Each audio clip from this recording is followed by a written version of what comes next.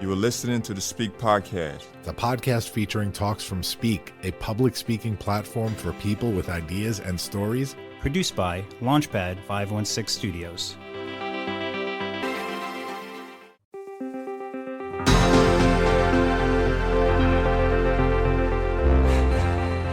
Welcome to the Speak Podcast, produced by Launchpad 516 Studios. New episodes available every week on all your favorite podcast platforms. Speak is a public speaking platform for people with ideas and stories. Each Speak Talk features three key moments: the moment of truth, the moment of transformation, and the moment of impact. We host pop-up events all over the world, and now we are bringing our talks to your device. Our speakers are stepping onto the stage and into the spotlight, and now onto this podcast. Welcome to the show.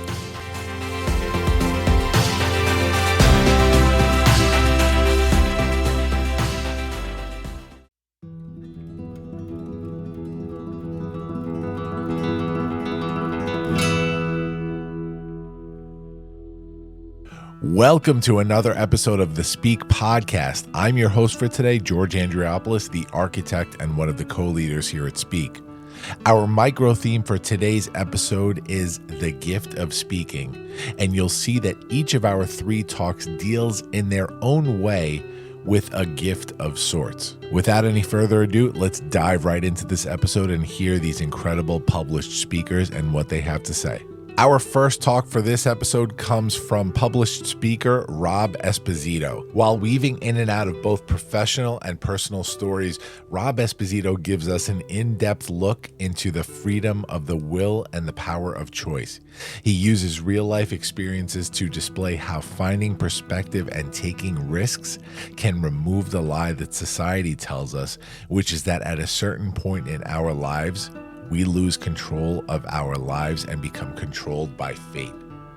Now, this talk was so much fun to work with Rob. When Rob came to us for our Freedom event in July of 2023, he had so much to say, and I remember working with him and seeing his first draft and realizing that this guy was not only an incredible entrepreneur and business owner, but he was a poet of sorts, and he was just incredibly deep in some of the thoughts that he put forth in this talk. His story of perseverance was just so amazing, and to hear his perspective on the work that he does with his company Relocators, it was just amazing. That's all I can say about it. So without any further ado, here's Rob Esposito with Free Will, My Most Appreciated Gift.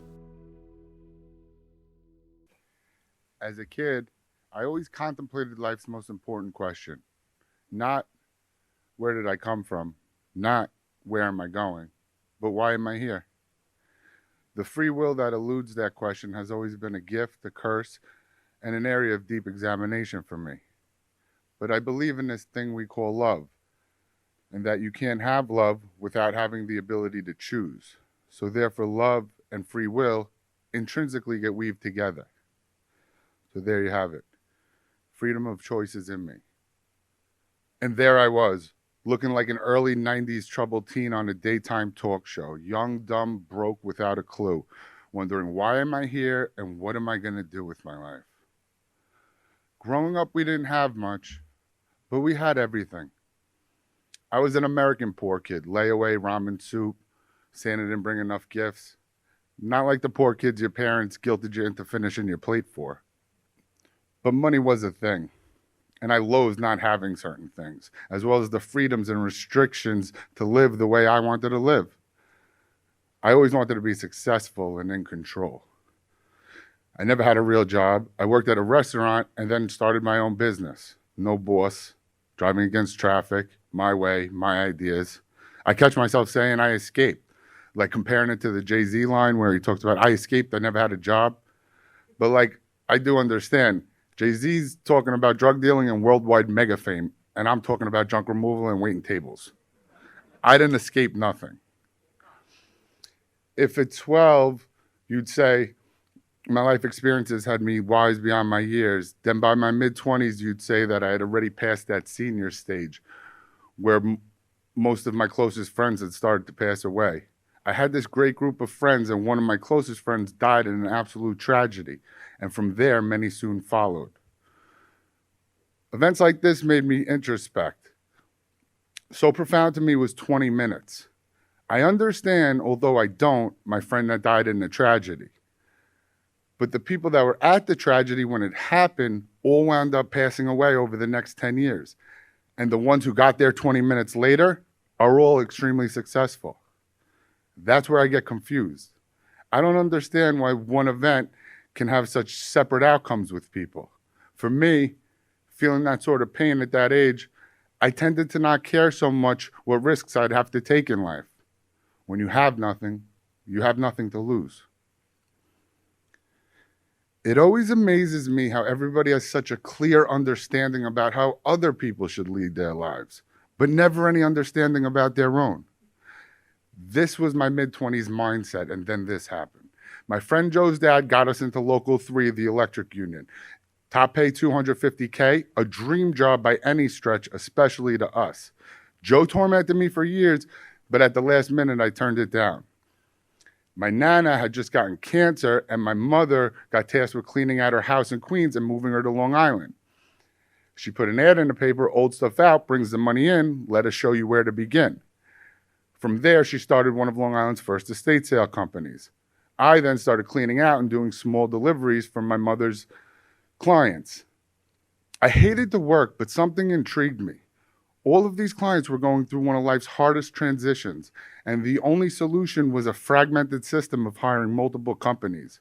I was done with college, sick of waiting tables, nearing my mid-20s, and growing ever so complacent with feeling trapped in what am I going to do with my life. I had the dream job with Joe on the table, but at the last minute, I scraped and borrowed and purchased my first box truck for $4,000. Fun fact, any hip-hop fans, I named the company Relocators because the day I incorporated, I had that Warren G song with the great intro in my head. Regulators! These years sucked. I was self-employed, self-sufficient, sort of, but every day was a battle, and mistakes were the rule, not the exception. But I loved the people analyzing. I would make dumb mistakes like putting gas in a diesel truck right before a job. These were catastrophic and hit double hard. First off, every big mistake was like a viral invitation to alert the naysayers and advice givers to call. And second, rental fees and repair costs were costs I could barely absorb at the time. Frustration and anger would build to the point where one time I actually threw a cinder block through my windshield and declared, I'm done. I had 2 workers at the time, and I remember their shock and awe. Later that night when I calmed down, I thought to myself, though, imagine if this had happened last year when I used to have to get gas 3 times a day just to pay for my day's workload. That memory was a sign I was doing better. And I remember using it as an omen to say, keep going. In the beginning, I'd be in a clean out. In a dusty, dirty basement, I'd marvel at hundreds of jelly jars, lids nailed to the ceiling, every nut and bolt sorted meticulously. Who has the time? Why do they do this? Do they not have sex? Is there nothing on TV? To live such a miserable existence, spending all your time in a basement, trapped, sorting screws and outlining where your tools should go. Later, I thought about this from the perspective of someone who understands the complexities of intimate relationships. They weren't trapped. They were free. These men were escaping. And worst of all, I'd walk into the most shit-filled disgust of a hoarder's house, looking human beings in the eye, terrified of how I was going to look at them. And I would just give a plan with an unjudging eye. But I never understood why, until I realized almost every one of them suffered a loss so far beyond anything I could comprehend that their de facto mental response was to never let anything go again, ever.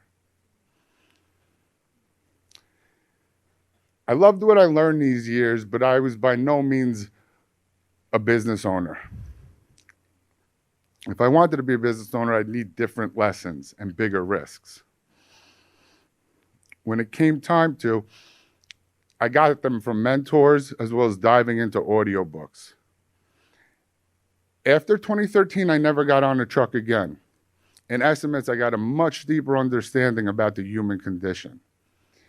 If you Google life's biggest stressors, the list comes out: death, divorce, moving, serious illness. But moving, it's a trade. How does it come before cancer? Strangers come and take all your stuff, but your stuff are just things. Things mean nothing. But the memories you attach to the things, that means everything. And a shocking dichotomy I learned at this time. Whether a family has one sibling or 10, when a parent dies, a dynamic of 3 personalities shows up. The caretaker, they feel entitled, and rightfully so. They did all the real work, but they never understand that the real work doesn't count when it comes to the will. The executor, they're making big decisions, but they're resented, especially if there's somebody in finance or accounting in the family. Then it's really good. And third, the one that doesn't give a shit. Filled with apathy, they just want their cut. The irony to me was the will of the deceased, no pun intended, goes right out the window by the simple fact of them dying. My company grew, the workload, taking on client stress, caring for employees, imposter syndrome. I found myself on Sundays dreading the upcoming work week. I made it through that by remembering that when I was a kid, I was terrified of Sundays. I lived in suburban Long Island, but I spent a lot of time at my dad's firehouse in early 90s crack epidemic Harlem. The men, the lessons, the chaos calmed me. I felt safe there. Back home Sunday night in the suburbs, the chaos scared me. Somewhere between big risks, materializing and working out, and my biggest fears coming together and not being so bad, the fears dissipated. With it came hyper-focus in the plan going forward, as well as instincts with decisions. Joe from Local 3 is still a close friend of mine, and he comes around my buildings and fixes lights after work in the city. I look forward to that. We always have a laugh, inside joke, about his earlier advice.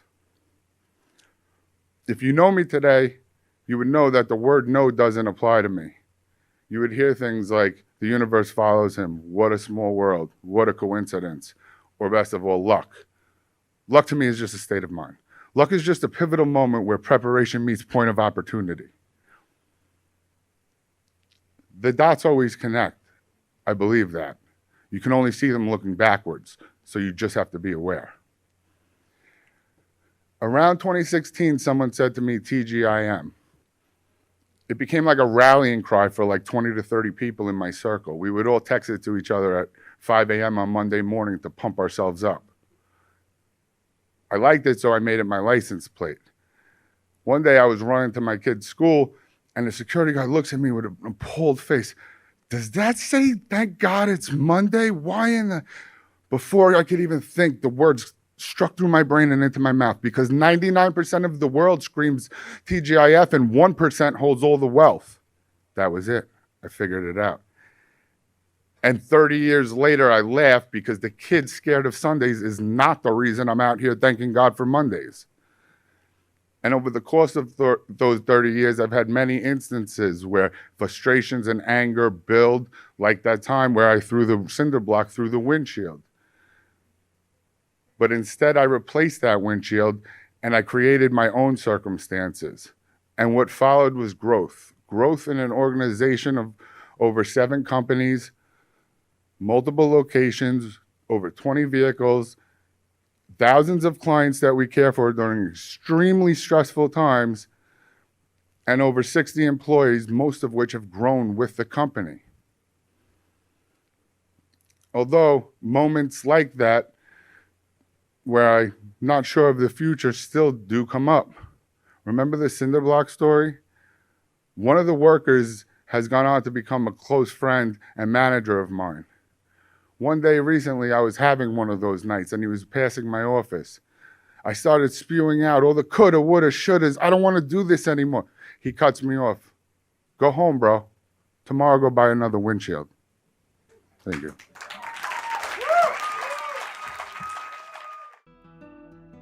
That was Rob Esposito with his talk, Free Will, my most appreciated gift. Now, Rob is someone who I like to refer to as an everyday philosopher. What Rob does in his everyday work, I think, gives him a depth to just the human experience, because he has the opportunity to work with people during the most vulnerable moments, and that's when our real true nature comes out. And I think because of that, he has seen people in different stages and phases, in different scenarios, and has caused him to just reflect and contemplate on the meaning of life, right? And those deep things that we sometimes shy away from. So Rob Talk was really a joy to listen to, and even working with him was a joy. And because he's unpresenting, but then when he opens his mouth, you see this is a philosopher, everyday philosopher, like I like to call him. So Rob, thank you for stepping up into the spotlight, onto the stage to deliver your talk. We appreciate you being on the Speak platform. That was Fred Banney, the builder and one of the co-leaders at Speak. Let's move on to our second talk of the day. This talk comes from published speaker Jeff Goldberg.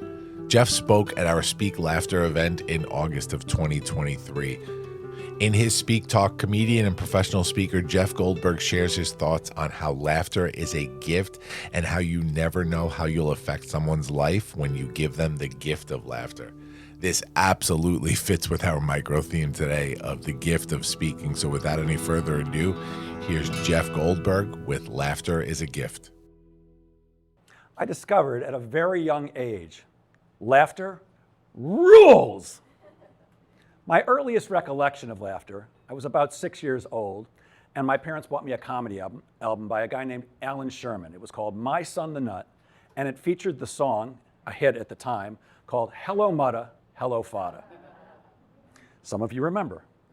For those of you who are too young to remember, the song was written by a young boy, the letter was written by a young boy to his parents while he was away at summer camp, and he was not having a good time at all. For those of you who do know the words, please feel free to sing along because it started like this. Hello, Mutta, hello, Fada, here I am at Camp Granada. Camp is very entertaining, and they say we'll have some fun if it stops raining.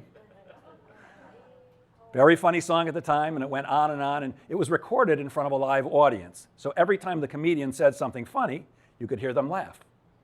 I found that if I sang the song for my family, they laughed for me, even though the song wasn't mine, and I liked it. I also realized at a young age, pretty much grammar school, that I had a good ability to make people laugh. My poor mother was called into school every 2 weeks, always the same conversation with the teachers. Jeffrey is so smart, but he never stops talking. Jeffrey doesn't raise his hand. He's always shouting out silly things to make the rest of the kids laugh. Jeffrey is the class clown, and he's never going to live up to his potential. Mom wasn't happy. My teachers weren't happy, but I was happy because people laughed, and that made me popular, and it made me feel accepted. To this day, I still so crave that acceptance that I became a stand-up comedian. In fact, tomorrow night, I'll be at Governor's in Levittown, appearing in the 2023 Long Island Laugh-Off as a finalist. Someone tomorrow night is going to be named Long Island's funniest new comedian. Maybe me.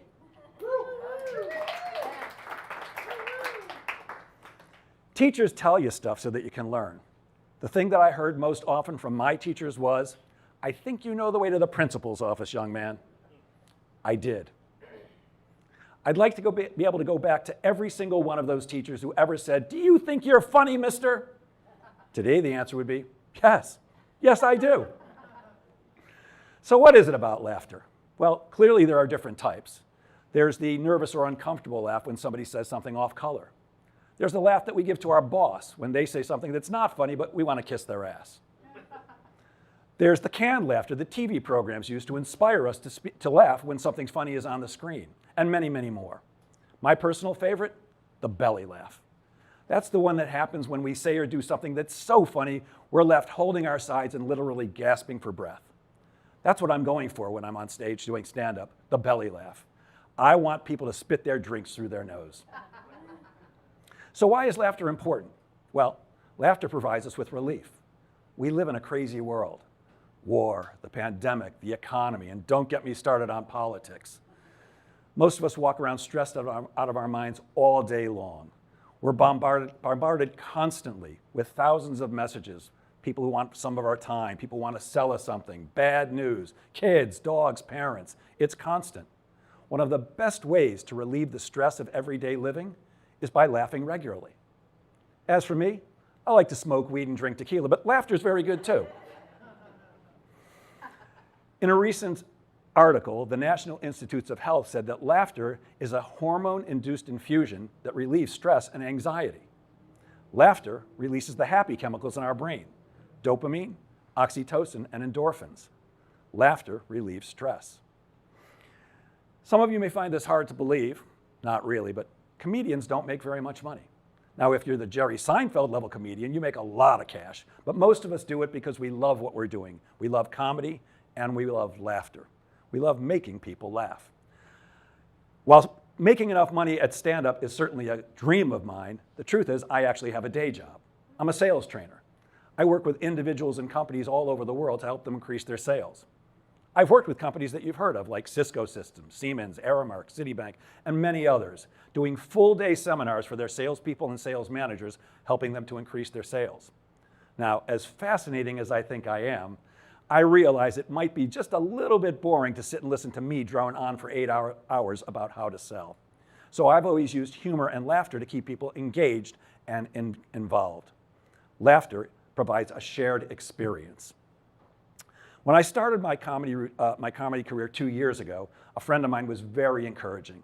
And after about 2 months of doing stand-up, I called him and said, "Man, I love doing stand-up. I love getting laughs." And he said something at that moment that was very profound. He said, "Jeff, instead of trying to get laughs, try to give laughs." In the moment, I kind of blew him off and said, yeah, that makes a lot of sense. And I wasn't really considering it very strongly. But later that day, I was driving in my car into New York City, and it struck me. His words came to me again, and I actually had to pull over and consider them. Get laughs, give laughs. My comedy changed that day, because now, when I go on stage to do stand-up, I'm not trying to selfishly get laughs. I'm trying to give the audience the gift of laughter. Laughter can be a gift of generosity. That same gentleman who inspired me, a very funny guy named Greg Kettner, he told me a story. He said that he was doing stand-up one time, and Robin Williams, the late great Robin Williams, came into the club. Greg ended his set, and then Robin got up and did 2.5 hours. And afterwards, Greg was fortunate enough to sit and chat with Robin. He says that Robin gave him some advice that day. He said, "Greg, keep doing what you're doing. Keep making people laugh, because you never know how you'll affect somebody else's life when you make them laugh." Greg shares another story, which I want to share with you. He said one time he was in Vancouver, Canada, doing stand-up, and he was about 5 minutes into a set when 2 gentlemen, who later turned out to be a father and son, walked in, sat in the front row, put their feet on the stage, crossed their arms, and clearly were not having a good time. Greg made it his mission to get those guys to laugh. And he says that after a few minutes, he actually had them. They were laughing and enjoying themselves. After he was done, he spoke with the 2. He asked if they had ever been to the club before. And they said they hadn't, even though they had passed it every day for 8 weeks. You see, they were going to the hospital across the street to visit their wife and mother, who had been diagnosed with breast cancer. Terrible. They told him that every day they would go visit with the woman, talk to the doctors, and at the end of the day, they were so exhausted and drained, all they could do was slam some dinner down their throats and then go to sleep. Greg asked how she was doing, and the son looked him in the eye and said, "Mom died." Greg hugged them and cried with them. And after that, the father said, "Greg, thank you so much for making us laugh. This is the first time in 8 weeks that we've even felt halfway normal." Laughter can be a gift of generosity. Before I go, I want to try to give you one gift of laughter and maybe teach you a technique that might be useful if you have the same problem I do. I can't remember people's names to save my life. In fact, every morning I have to check my driver's license just to remember my own name. So I've come up with a technique for when I meet somebody who I know, but I can't remember their name. In fact, I used it just last Saturday. I was walking through Times Square on my way to the Broadway Comedy Club to do a gig, and about halfway up the block, I saw a guy looking at me like he knew me with a big smile on his face. And I immediately said, oh, I know this guy. I've worked with him a couple of times. I can't remember his name. Anyways, he walked up to me with that big smile, gave me a huge hug and said, Jeff! And I hugged him back and said, dude! Then we chatted for a couple of minutes and I came clean. I said, hey man, I've got to admit it. I know we've met a couple of times. I know you. I just can't remember your name. What is it again? And he looked at me like I was kind of crazy and he said, Jeff, it's me, Dave. And I said, no, I know your first name, Dave. I don't remember your last name. And he said, Chappelle. Thank you.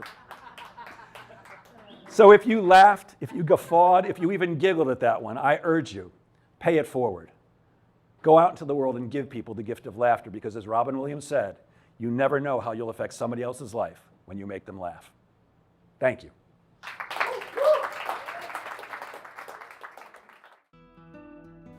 That was Jeff Goldberg with Laughter is a Gift. Jeff was such a prime example of how collaborating on these talks and transforming one of your moments in a very minute, specific way can really change the impact of your talk. I remember collaborating with Jeff, and when he came up with the idea to share that final story in his moment of impact, how it completely changed the talk. And I think it's exactly what it needed to make a huge impact on the listeners. So thank you so much, Jeff, for being the utmost professional and being so much fun to work with at Speak Laughter. Our final talk for this episode comes from published speaker Dr. Kristen Donnelly. I've known Kristen for a few years now, and she is just such an incredible speaker, but an even more incredible human being. Kristen played an integral part in bringing our first international event to Belfast, Northern Ireland. And so it's funny how we have our first talk from across the pond with a speaker that's from our side of the pond with just an amazing talk. In her Speak Talk, discusses how our perspective on life when we move away from the familiar, especially when we do so physically. In this talk, Dr. Kristen Donnelly shares about how living abroad in Northern Ireland reshaped how she saw the world and the lessons she learned nearly 2 decades ago and how they continue to shape her life and work. An incredible gift, if you ask me, when you talk about building a new life when you go to a new place. Without any further ado, here's Dr. Kristen Donnelly with Life in New Places Leads to New Lives. The year is 2004. I'm 20 years old, and here are a few things I know are true. Someday, acclaimed Hollywood actor Chris Pine will learn who I am, fall madly in love with me. We will get golden retrievers and live happily ever after. I am too much. I am obnoxious, I am loud, I am overbearing, and I will never belong anywhere. The best food in the entire world is this barbecue chicken pizza that you can get at the corner shop near my house in Philadelphia. And anyone who disagrees with me on anything is wrong, stupid, and maybe even a little bit evil. A couple other things about me at this time. I was about to finish university, and I was studying youth work, which is never for the faint of heart, but I knew absolutely that I wanted to work with teenagers, even though I really was still one. I just didn't know where I wanted to do it, or even kind of how. I went to college in the US state of Kentucky, which is in the middle-ish, and there was a bookstore near our university that had a giant globe. And I was hanging out at that bookstore with a few friends one night. I spun the globe, and my finger landed on the top of the island of Ireland. My friend, who knew a lot more than me and had been here to Lurgan, actually, snorted at me and said, "You know that's not Ireland, right?" And I was like, "What are you talking about? It is. That's it. I'm not that stupid, right? Like, that's Ireland." And she said, "Well," she explained that it was and it wasn't, that Northern Ireland was, yes, a separate country with different currency and everything else, but it was also other things. And as she kept talking, I got more and more confused and more curious. I went home that night. Google was in its infancy, but it was kind of helpful. So I Googled youth work jobs in Northern Ireland, applied for one, moved here sight unseen in this late summer of 2005. When you move somewhere that wasn't home for you, things shift in your life. You start to see the world differently. You move through it in different ways. You even start to use different words or even different accents a little bit. I know it's terrible. But there are these moments, right? Moments that you know are going to shift and unshift things. So there's the big ones, like when I met my husband, when I graduated from a couple different schools, when my favorite baseball team won its world championship. Those are things I'll never forget. You like feel in your bones how those things work. There's lots of other little moments too, that at the time you don't realize are as significant, but they become that way. I had a whole year of those the first year I lived here. Kind of quiet moments, like when I learned I couldn't say gas station and ATM anymore. I had to say petrol station and hole in the wall. There were really aching ones, like in December, when it got dark at 4:30 and Christmas was everywhere, but it was wrong. The hymns were wrong, and the decorations and the food and everything was wrong, but I was surrounded by all these people for whom it was right. There were joyful moments. I was here for the historic David Healy goal against England. That was quite the night. There were really hard moments because, as I said before, being a youth worker is not for the faint of heart. And there were really mundane ones. For the rest of my life, I will always crave custard creams with my tea. I know that for a fact. It was my year of yes. I said yes to as many things as I could. I experienced as many things as I could. And what I realized is that I was changing. I'll be really honest, though. I didn't really get it. I was too young when I moved here the first time. I didn't really understand all the lessons that were around me. I didn't really get what I was supposed to do with them. But Northern Ireland didn't care. It transformed me anyway. It looked at me and it said, "Oh, you think that the way that you do politics in the United States is the only way to do it? Well, I see your two-party system and I raise you a five-party one. You think your faith is an American invention? Let me take you to churches that were built before your country was colonized. You think you are too much and overbearing and obnoxious? Let me show you people who will love you, who will help you create home in a place that once upon a time you couldn't find on a map. And you'll create family in ways that you won't even be able to articulate." But the things that it really taught me the most, this category of moments, was learning that different didn't mean evil.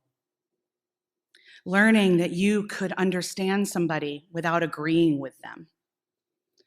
Learning that just because someone disagrees with you doesn't mean they're stupid. That multiple things can be true at once because facts are not always as important as truth. That is the category of lessons that I carry in my bones today. So what do I mean by you don't have to understand? I mean, you don't have to agree to understand. Great question. Love to answer you. So, small example. I, as a Philadelphian, deeply believe that the only place that you can get Philadelphia cheesesteaks is in Philadelphia. Deeply believe this. You see, there's environmental things with the bread and the cheese, and you have to slice the meat in a certain way, and it is... Sorry, I get very head up about this. For me, anywhere in the world there's a Philadelphia-style cheesesteak on the menu, it is wrong. It is wrong. For everybody else, it is lunch. Both of those things can be true, all at once.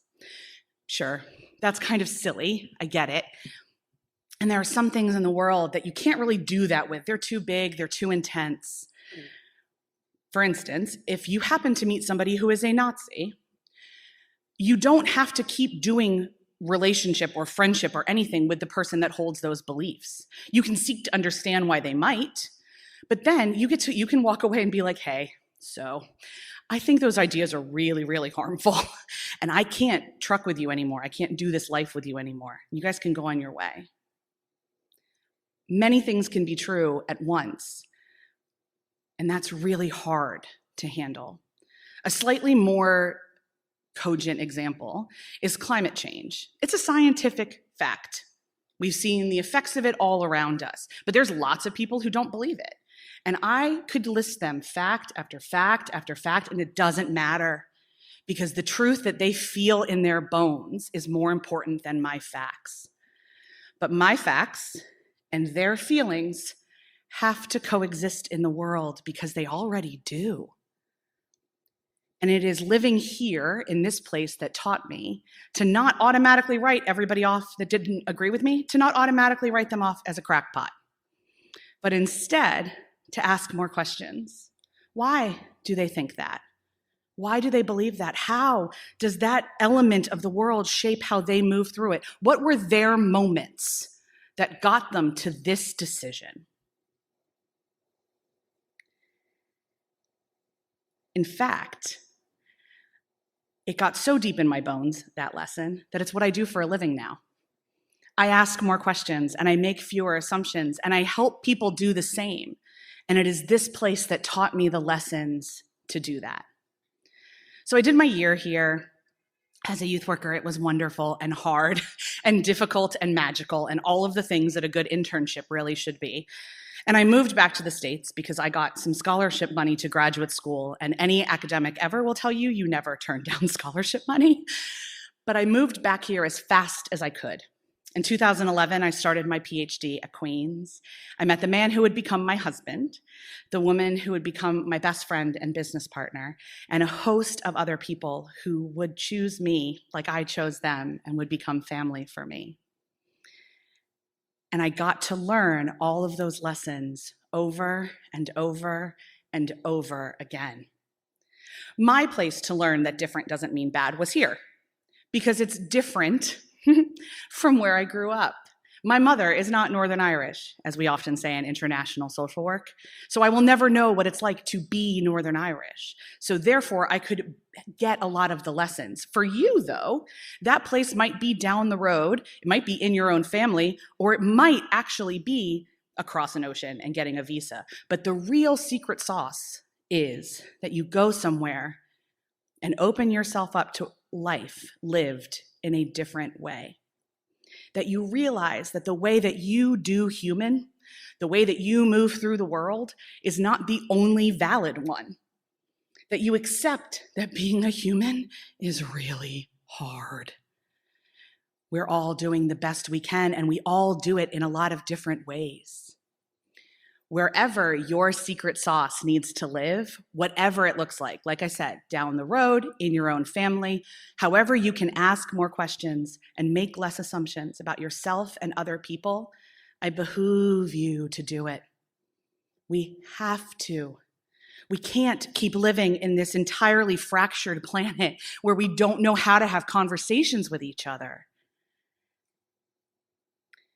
So the year is now 2023. I'm 40 years old as of last week.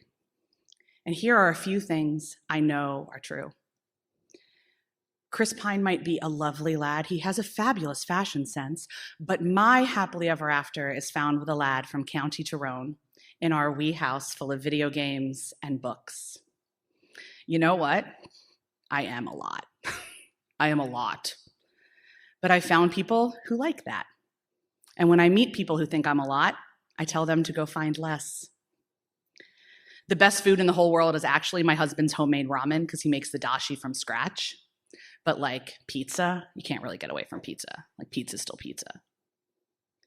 People who disagree with me about things are still people. They're doing the best they can. And I can choose to understand who they are, why they are, and how they see the world instead of writing them off.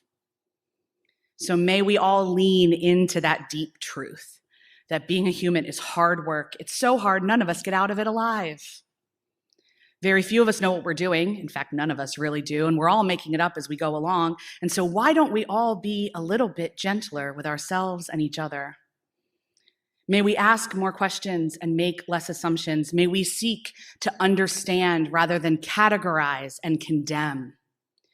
And may we breathe in deep the world around us to allow us to transform us in the best way possible. Thank you.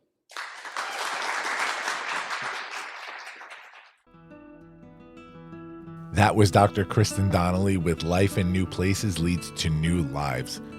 Kristen is just such a pro on stage. She has spoken on my stages before, and I was just so honored to have her and to collaborate on this talk with her, which just came from such a different place. And I will tell you something, for those of you in Belfast, Northern Ireland, we will be back for another event. We're actually in talks right now planning our second event in Belfast, Northern Ireland. But I do want to reiterate that none of this would have happened without Dr. Kristen Donnelly and her help in bringing this event over there. Every talk that I've ever heard her give that has to do with Northern Ireland is just a love letter to the country. And so I appreciate her introducing me to Northern Ireland and really helping me build a new piece of my life in a new place in Belfast, because they are a part of our Speak family now. So thank you so much, Kristen, for everything. That does it for this episode of the Speak podcast. We have something really fun happening right now. We're coming to you with a bonus episode when this episode drops. So this is episode 14. We are simultaneously going to drop episode 15, which is the first ever Speak podcast live recording. And it happened after our Speak Health event in October 2023 at the Bethel Christian Center in Massapequa, New York. This was a fireside chat with the three co-leaders, myself, Fred Banney, and Jason Martin, and we had an interview with the speakers of Speak Health, and it was just so much fun to do. So I encourage you guys to just jump in, listen to this episode after you listen to the current episode.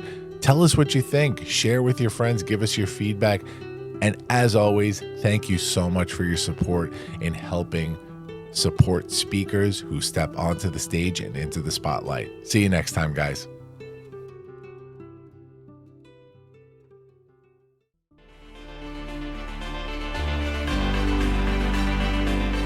The Speak Podcast is brought to you by Launchpad 516 Studios. Executive produced by Fred P. Banney, Jason Martin, and George Andriopoulos. Our theme song, Champions Day, is by Lupus Nocti.